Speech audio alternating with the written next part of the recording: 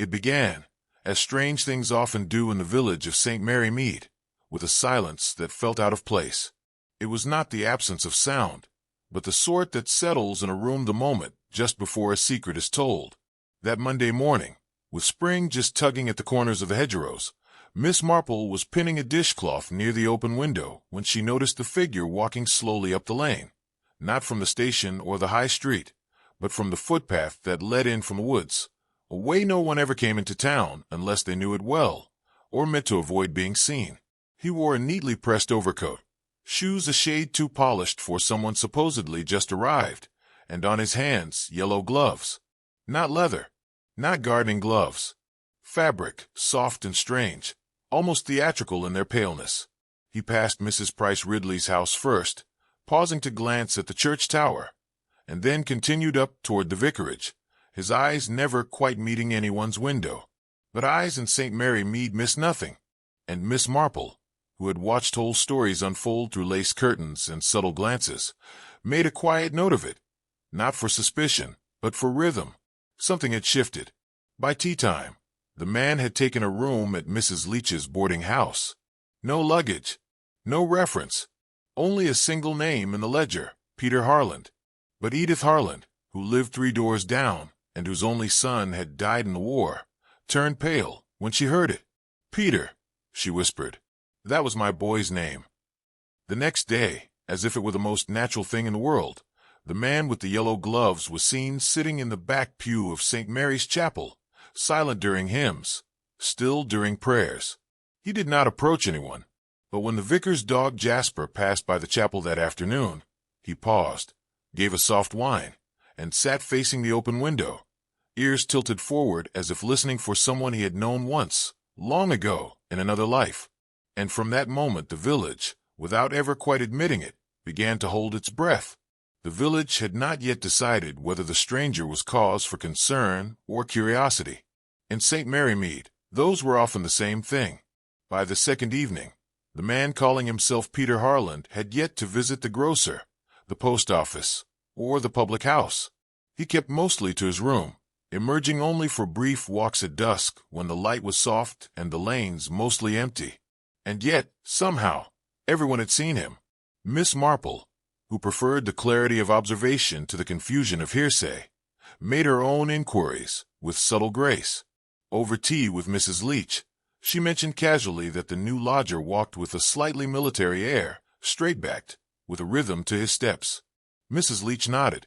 "Polite man, never late for meals, but he keeps the curtains drawn, even in the morning. Odd that." More peculiar still was the incident at the Harland house the following afternoon.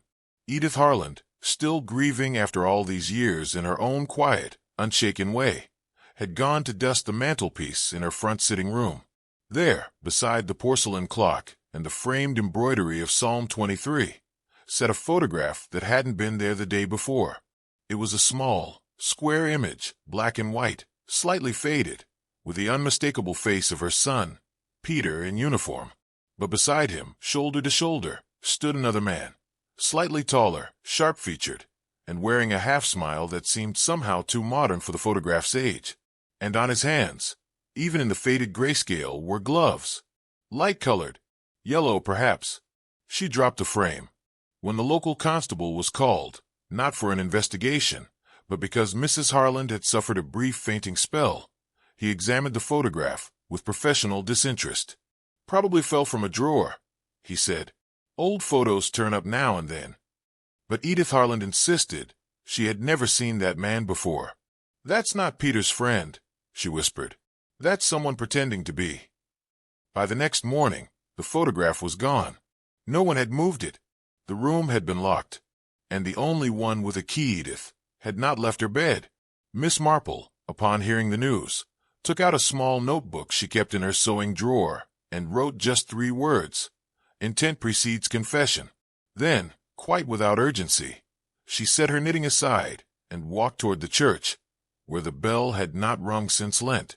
She did not expect to find answers in a photograph, or even in a name, but she knew, as surely as a crocus knows spring, that someone had returned not to be found, but to be remembered. It was the kind of morning where time lingered in the hedgerows, dew clinging to nettles, fog slipping between gravestones like breath between words. St. Mary Mead was quieter than usual, though not silent. Silence, after all, was something Miss Marple understood intimately. Its presence, its weight, the particular shape it took when truth was being buried just beneath conversation. She chose to walk to the war memorial that day, a path she had taken 100 times without purpose, and now, with every step, with quiet purpose indeed. The memorial stood just outside the chapel gate, a simple stone column, names etched with reverence and forgetting. But what caught her attention today was not the carved list of the fallen. It was what lay behind it. Tucked into the crevice between stone and soil was an envelope, not sealed, not addressed, just folded once and held with a rusted pin, as if the wind might otherwise carry it away. Miss Marple looked around, no one nearby. No footsteps in the damp grass, only the low murmur of doves on the chapel roof. She opened it with care. Inside was a single page, creased from having been opened many times. The handwriting was uneven, slanted, as if written by someone either in haste or underweight. It read, "He died with a name not his own. Tell her the truth." Not as a warning, as a promise. There was no signature. Miss Marple refolded the letter with slow, deliberate fingers and slid it into her sleeve. She did not return home immediately. Instead, she made her way to the parish records, a room she knew better than most, and unlocked the cabinet where wartime correspondences and burial notices were kept. She thumbed through the thin files until she reached the one labeled P. Harland. The envelope inside was yellowed with age. The contents, a telegram, a note from the War Office, and a personal letter, bore the official stamps, but something was wrong. It was the phrasing, identified by insignia. It read, not dental records, not personal effects, insignia. She read the words again, and something stirred in her memory. There had once been confusion, she recalled, about Peter Harland's dog tag, how it had been found on another man's body, or so the vicar had once whispered. A wartime mix-up, they'd said. But Miss Marple knew that the world rarely dealt in such convenient coincidences. She returned to the lane just as the fog began to lift. The bell at the chapel did not ring, but a faint chime came from the tower clock above the vestry. 1, then 2. An echo of time, delayed but not lost. The man calling himself Peter Harland had arrived in the village without luggage, without letters of introduction, and with gloves that did not match the weather. And now a photograph had appeared. A message had been hidden. A name, or perhaps a lie, had come back wearing another skin. Miss Marple tucked her hands into her coat and walked slowly home. Not all ghosts, she thought, were dead. Some returned wearing gloves. Some returned as promises unfulfilled. And some came back because someone finally had decided to tell the truth. The post arrived late that morning, brought in by Mrs. Cribbins, who muttered something about fog on the road and bicycles being no match for ghost weather. Miss Marple accepted the letters without comment, though only one bore her name. A plain envelope, no return address, just her name spelled perfectly in blue ink. Inside was a photograph. It was black and white, slightly smudged at the edges, taken perhaps 2 decades ago. 2 men stood side by side in desert uniforms, sun in their eyes. One was unmistakably Peter Harland, or rather, the man who had returned to St. Mary Mead wearing that name. The other was a little taller, with sharper features and a scar just beneath the collarbone. Miss Marple had seen that scar only once before, when the man removed his gloves by the fire and reached up to touch the back of his neck. She studied the image in silence. It had been taken in Egypt, most likely. The background showed tents, a jeep, a rough wall scrawled with Arabic script. But what drew her attention was the way both men looked at the camera. The first, bold and easy.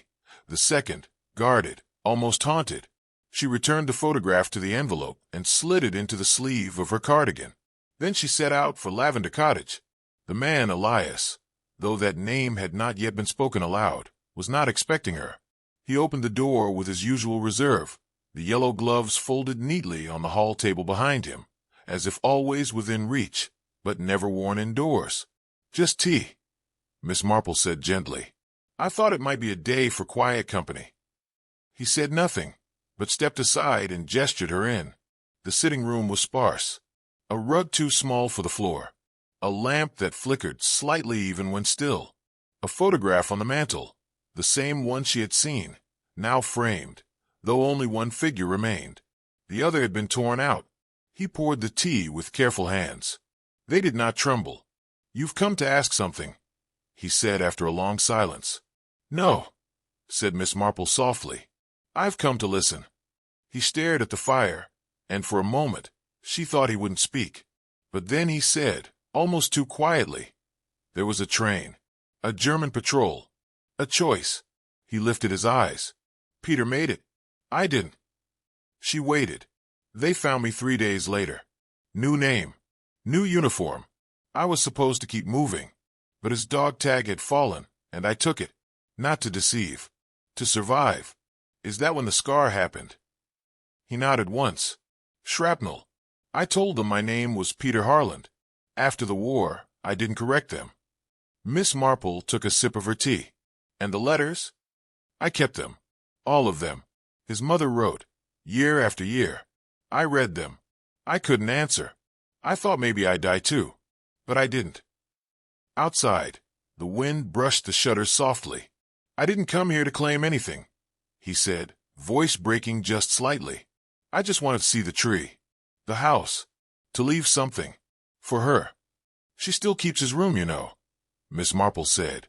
He nodded slowly. "I know."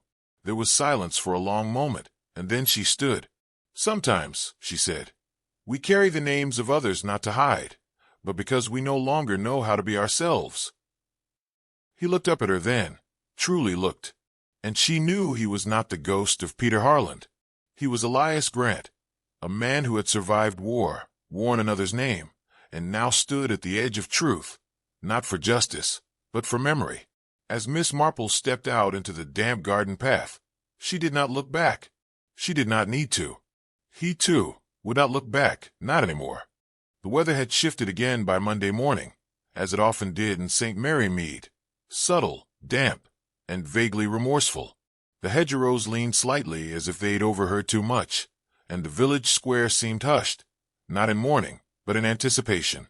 Miss Marple sat by the parlor window with a skein of gray wool across her lap, though she had not touched her needle since dawn. Her eyes were on the lane that curved past the vicarage, the one that led, quite without ceremony, to Lavender Cottage. Elias had not been seen in 2 days. The postmistress, Mrs. Cribbins, mentioned it in passing at the bakery. "Hasn't picked up his parcel," she sniffed, as though mail was a moral obligation. The grocer confirmed his order remained uncollected. Miss Hartnell had seen a light on at 3 a.m. and dismissed it as ghosts or worse. Whispers had begun again, not cruel, just uncertain, the way silence becomes a canvas for superstition. Miss Marple knew where he'd gone, of course. Or rather, she knew why. It was never easy, returning the name you had borrowed, especially when it had been given in blood and worn in fear. But it had to be done. That afternoon, the doorbell rang, not sharply, but with hesitation, as if unsure whether it should be heard at all. Miss Marple opened it to find Inspector Cray, his cap slightly askew, his face a study in reluctant sympathy. "There's been a development," he said. "May I come in?" She led him to the sitting room, already knowing. He turned himself in. Cray said, gave his real name, admitted to impersonating Peter Harland, gave details no one else could have known, dates, names, battalion numbers. "It all checks out." Miss Marple nodded once. "He also—" Cray hesitated. "Confessed to a scuffle in the woods. With Mr. Larch. Said it wasn't meant to happen. That he panicked when Mr. Larch threatened to expose him." "Did he say he pushed him?" she asked. Cray exhaled. "He said he reached out to stop him from leaving. Larch fell backwards. Struck his head. No clear intent, but manslaughter at least." They sat in silence, the only sound the softest of the kettle in the background. "He didn't come to steal," Cray added. "Didn't want money. He only wanted to visit the grave, to leave something behind." Miss Marple stood and poured the tea. "Some return not to claim the past," she said, "but to finally release it." Cray looked uncomfortable. There'll be a hearing. Possibly prison.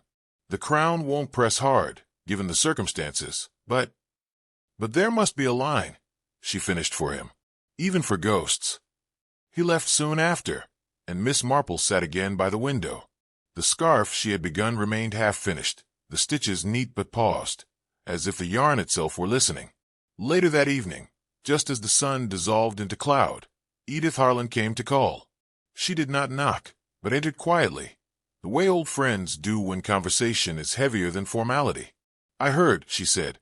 Miss Marple offered her tea, which Edith declined with a wave of the hand. "He came to see me," Edith continued, sitting carefully in the wooden chair beside the fireplace. "Said he wasn't Peter. Said he was sorry. I didn't cry. Not then." Miss Marple watched her carefully. "And now? I don't know if I'm sad or relieved. I kept a room ready, Jane. For years. I told myself it was hope. But it was guilt. He died in war, and I just needed to believe he might still walk through the door." Miss Marple placed her hand gently over Edith's. "He did walk through and away." Edith stared into the fire. He knew Peter's stories. His laugh. The song he hummed when he couldn't sleep. For a moment, it was like holding a memory made real. They sat for a long time without speaking. Outside, a dog barked once. Then silence. When Edith rose to leave, she paused at the door. "He wore the gloves," she said. "I asked him why." Miss Marple nodded. "And what did he say?" "That it was the only way Peter would be recognized. That if anyone still looked for him, they'd know by those gloves." Miss Marple's voice was soft. "And did you?" Edith managed a faint smile. "Not then.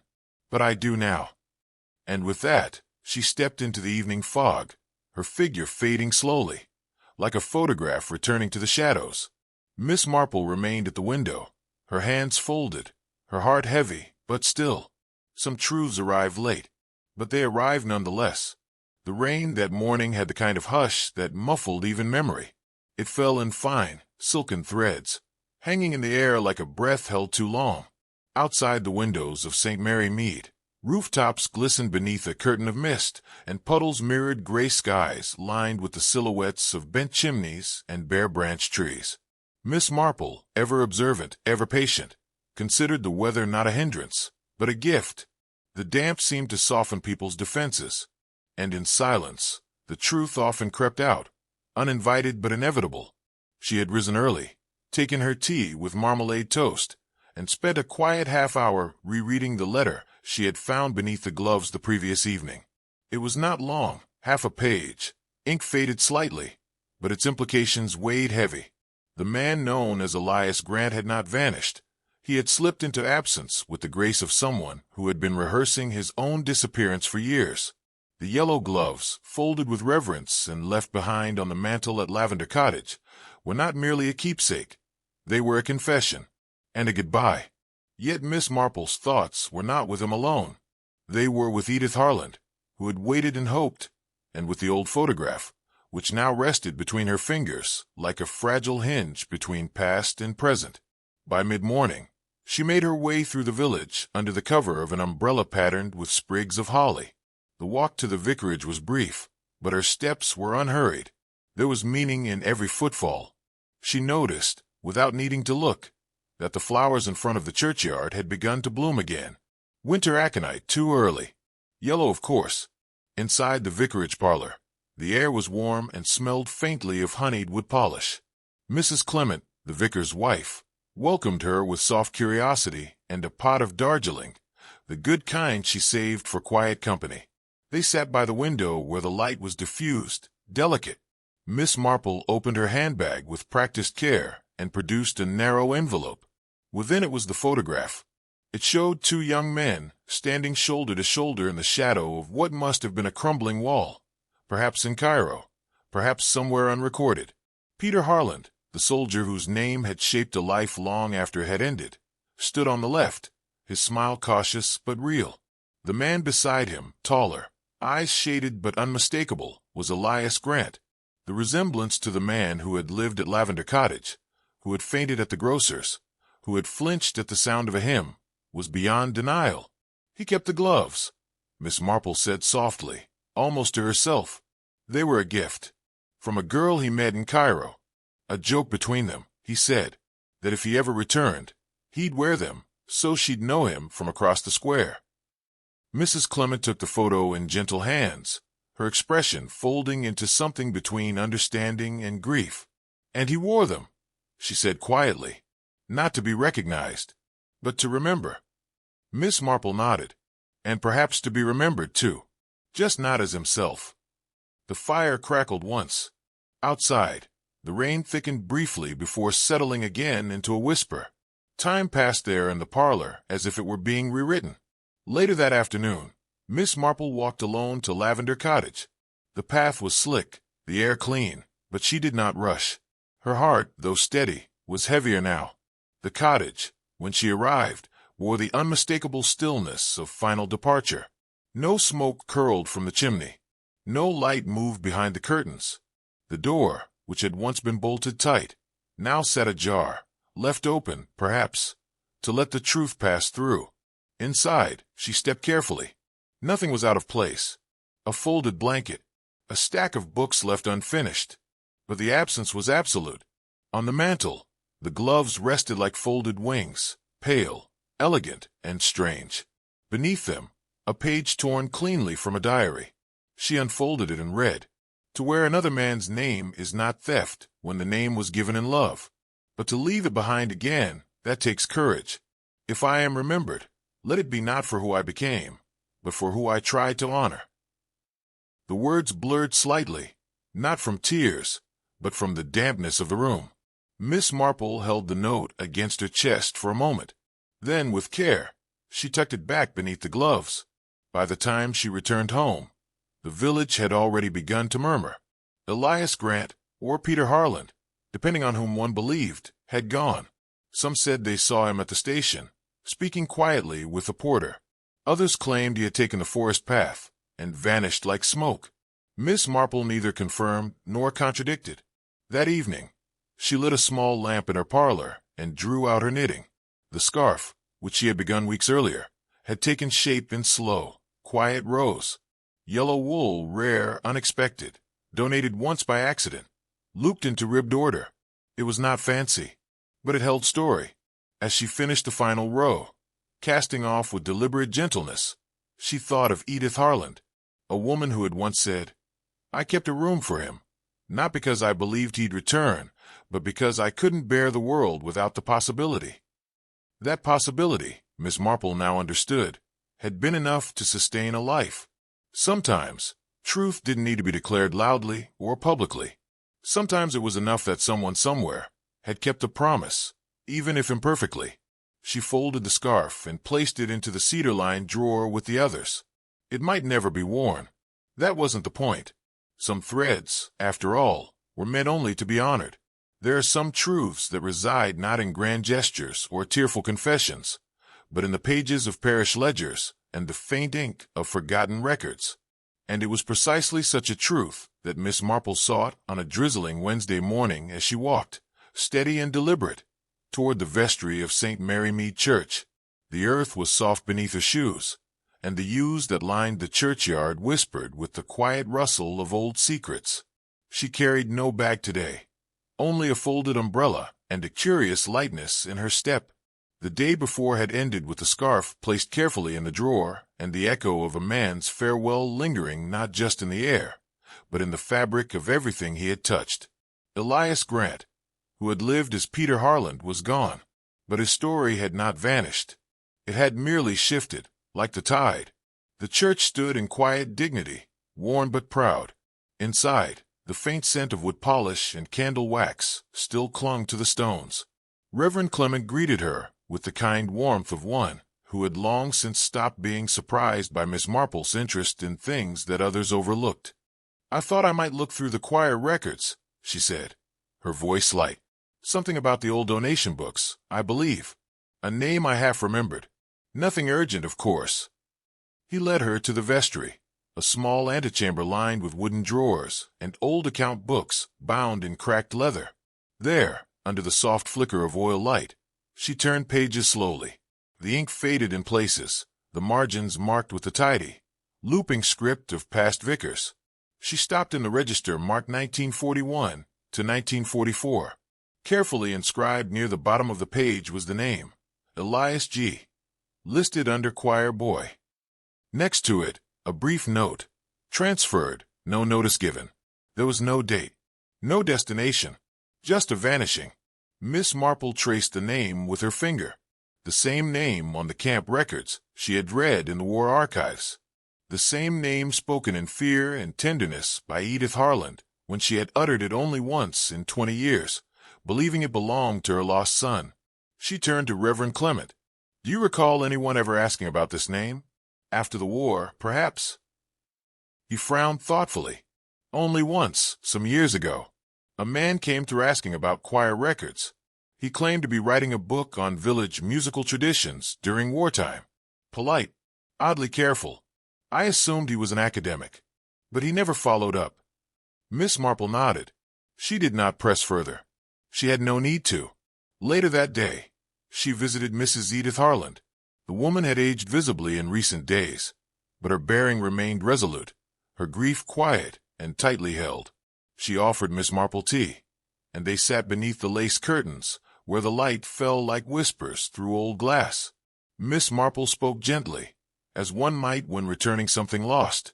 "I thought you might like to see this." She handed over a small page, copied neatly from the vestry register. Just a line with Elias's name. Nothing more. Edith's eyes scanned it slowly. She did not weep. Instead, her mouth curved into something that was not quite a smile, but not far from it either. "He was here," she said, almost to herself. "All this time. And I never knew." "You felt it," Miss Marple said softly. "You may not have known, but you never stopped waiting." The rain had lightened into a fine mist.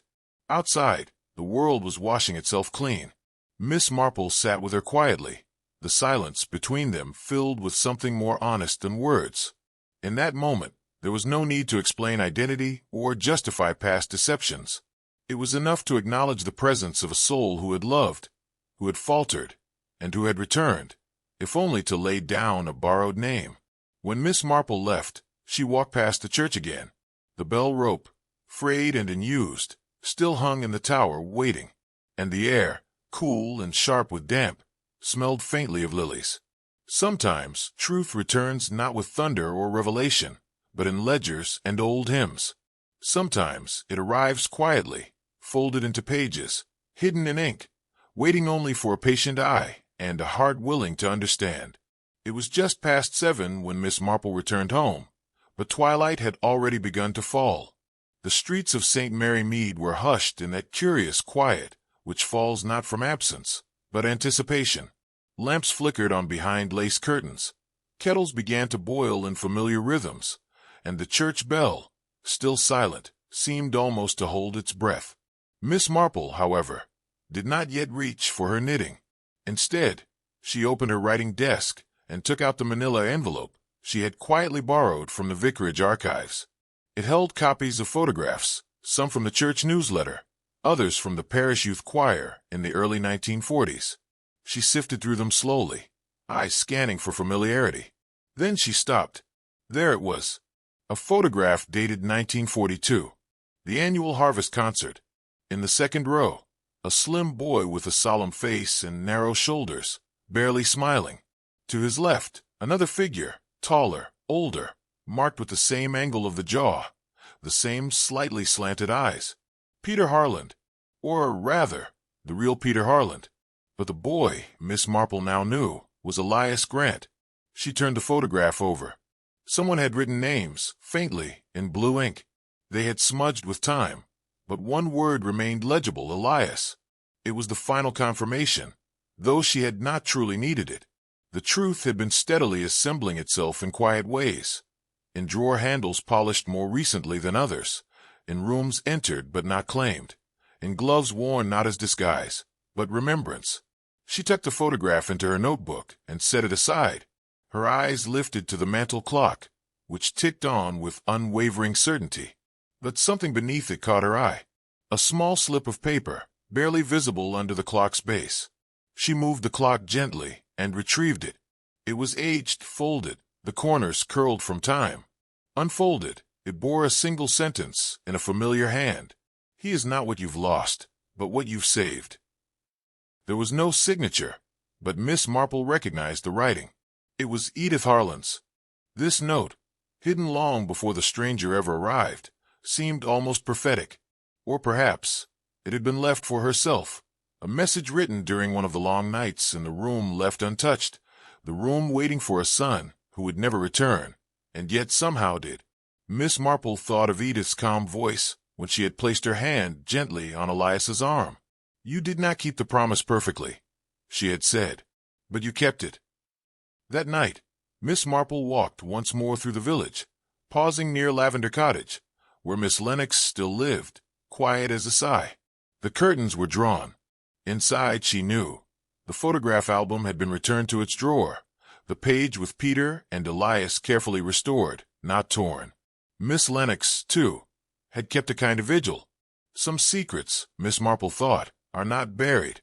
They are carried, stitched into the daily acts of kindness, held in the silence of those who choose not to speak, not because they are hiding, but because the pain has no language that will not wound anew. As she reached her garden gate, she saw something tucked between the bars, a small bundle of wool, loosely wound, yellow and soft. There was no note. She brought it inside and placed it beside her needles. The world, she mused, does not always allow us to complete the patterns we begin. Some rows are interrupted, some threads break, but the warmth of the intent remains. The gesture itself, a scarf left unfinished, a photograph never torn, becomes a kind of grace. It was just before dawn when Miss Marple found herself walking once more along the lane that curved behind St. Mary Mead churchyard. The air was damp and heavy with the scent of moss, as though the earth had begun to whisper things too long buried. A thin trail of mist hovered near the low stone wall, curling through the slats like breath. And there, just beyond the iron gate, stood the yew tree, its branches twisted like old hands in prayer, reaching toward the leaning gravestones. Beneath it, a fresh indentation marked the soil, a small, unremarkable hollow, as if someone had knelt there recently. Miss Marple lowered herself carefully and examined the space. A few crushed leaves, a faint scuff in the dirt, and then, half buried beneath the roots, she saw it.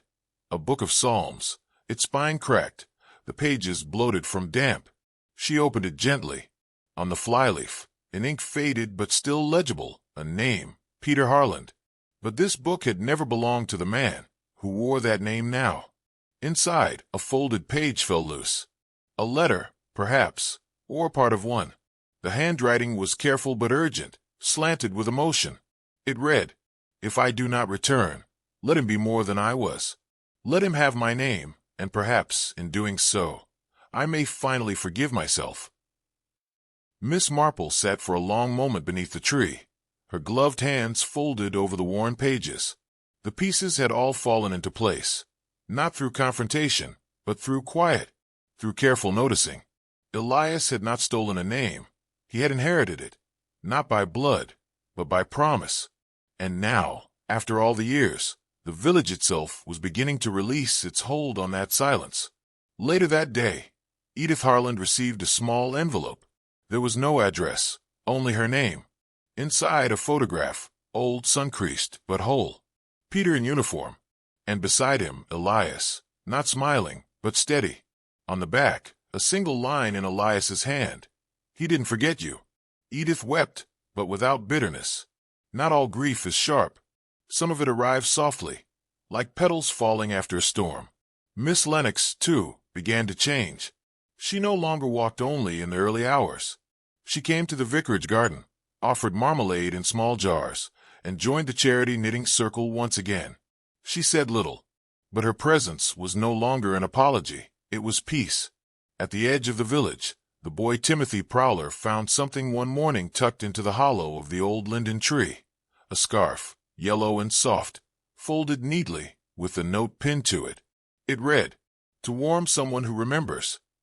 And so, without arrests, without scandal, without ceremony, the story of the stranger with the yellow gloves settled into the quiet rhythm of St. Mary Mead, becoming not a tragedy, but a lesson about the names we carry, the ones we lose, and the ones we choose to wear in order to keep another alive. The final chapter of the mystery came not with a knock or a telegram, but with the slow turn of seasons and the hush of a morning too quiet for comfort. It was Sunday. The bells of St. Mary Mead rang clean and even, their sound carried across the rooftops, brushing chimney stacks and lingering in the ivy that clung to garden walls. But one bell, just faintly, and only once, seemed to ring a second time, as if echoing the breath of someone finally exhaled. Miss Marple stood by her parlor window, watching the mist lift from the hedgerows. The village had resumed its rhythm. The gossip had softened, replaced with harvest preparations and vicarage choir rehearsals.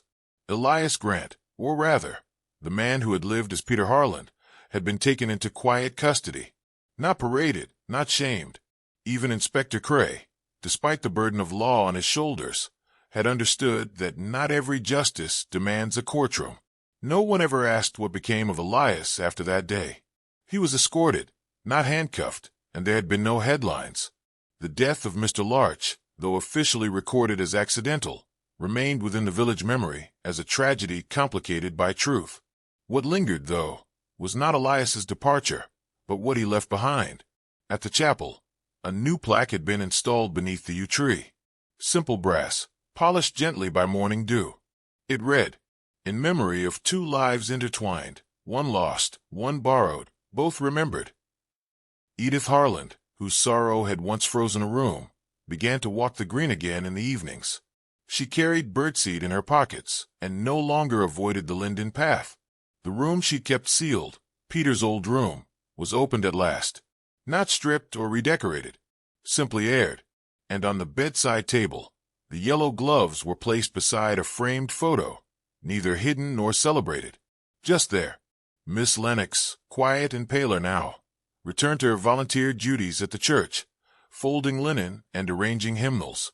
Once, someone saw her placing a yellow scarf around a stranger's shoulders near the station on a chilly morning. No words were exchanged. Just a nod. Just a gesture. As for Miss Marple, she received a letter 2 weeks later. It bore no return address, only a red wax seal and a single name signed at the bottom. Elias G. Inside, no apology, no defense, just a poem. A name is a coat we wear. In storm or sun, for love or fear. I wore his to feel less hollow. He wore mine in the days that followed. She folded the paper and placed it in a small wooden box with 3 other letters. One from a soldier who never returned. One from a boy who lost his way. One from a woman who had once left without saying goodbye. In the end, Miss Marple didn't tell the village everything. She never felt the need. Some truths are not hidden to protect the guilty, but to preserve the dignity of the broken. And so, she sat in the quiet of her parlor that evening, tea cooling beside her, her knitting on her lap, yellow wool, of course, her thoughts folded neatly, like linen ready for the drawer. Because not all mysteries end with revelation. Some end with understanding, some with silence, and some, like Elias Grant's, with a final whisper in the wind of a name returned and a debt paid, not in coin, but in memory.